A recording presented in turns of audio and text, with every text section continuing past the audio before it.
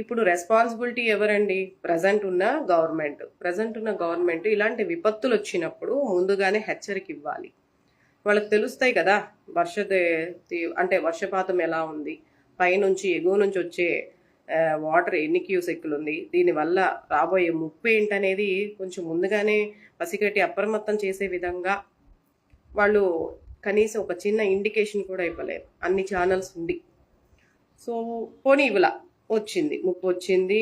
సింగినగరు, కంటిక, లోతట్టు ప్రాంతాలు, ఇబ్రహీంపట్నం నుంచి మైలవరం ప్రతి ఒక్కరు కూడా చాలా ఇబ్బంది పడ్డారు. ఇప్పటికీ ఇబ్బంది పడుతున్నారు. బాంబే కాలనీ కానీ ఇవన్నీ కూడా నీట మునిగిపోయి ఇళ్లలోకి నీళ్ళు వెళ్ళిపోయి వాళ్ళ వస్తువులు, వాళ్ళ పరుపులు కనీసం కూర్చోవడానికి నుంచోవడానికి లేకుండా అంత బురదలు, పాములతో, తేళ్లతో చాలా ఇబ్బంది పడుతున్నారు. ఇప్పుడైతే వరద తీవ్రత తగ్గింది, కానీ వాళ్ళు రికవర్ అవ్వడానికి చాలా టైం పడుతుంది.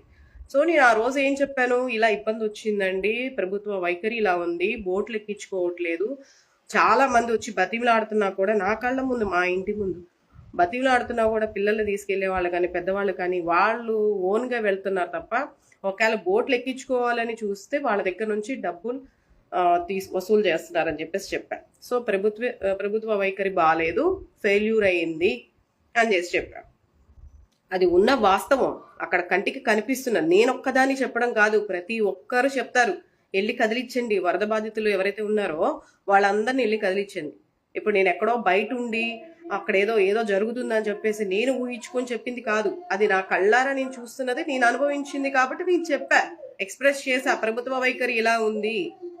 అక్కడ ఎన్డీఆర్ఎఫ్ బృందం కూడా వచ్చారు, వాళ్ళందరూ కూడా అక్కడ ఏం చేస్తున్నారు, వాళ్ళందరూ లోపల దాకా రావట్లేదు. స్టార్టింగ్ లో ఉన్న ఇళ్ల వరకు ఏదో నామకే వస్తులాగా పాడైపోయిన ఫుడ్ని చేసేసి మిగిలిన అంతా కూడా అక్కడ రోడ్డు మీద కుప్పలు తెప్పలుగా పోసేసి వెళ్ళిపోతున్నారు. లోపల దాకా ఎవరికి అందట్లేదు. నేను చెప్పింది అది. చాలా మంది ప్రాధాయపడుతున్నారు మమ్మల్ని సురక్షిత ప్రాంతాలకి తరలించండి అని. కనీసం పునరావాస కేంద్రాలు కూడా ఏర్పాటు చేయలేదు. లోకల్ గా ఉన్న వాళ్ళు మరి ఎవరైనా రిలేటివ్స్ ఉంటే అక్కడికి వెళ్ళిపోతారు, లేని వాళ్ళు ఏం చేస్తారు, పక్క ఊర్లకి వెళ్ళిపోతారు. నేను అదే చెప్పాను, అక్కడ ఇబ్బంది ఉంది, కరెంట్ లేదు, కమ్యూనికేషన్లో లేదు, ప్రభుత్వ వైఖరిలా ఉంది అని చెప్పేసి నేను చెప్పానే తప్ప ప్రభుత్వాన్ని ప్రశ్నించకుండా ఎవరుంటారు చెప్పండి? ఏదైనా లోపం జరిగినప్పుడు, బాధితురాలుగా ఏదైనా ఇబ్బంది అనిపించినప్పుడు ప్రభుత్వాన్ని ప్రశ్నించే హక్కు ప్రతి ఒక్కరికి ఉంది, ఓటు వేసే ప్రతి ఒక్కరికి ఉంది.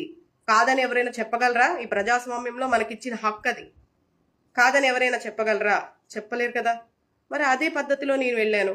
ఇక్కడ ఏ చంద్రబాబు నాయుడు గారినో నేనేం ప్రశ్నించలేదే, ప్రభుత్వాన్ని ప్రశ్నించా. ప్రభుత్వం అంటే అదొక వ్యవస్థలో చాలా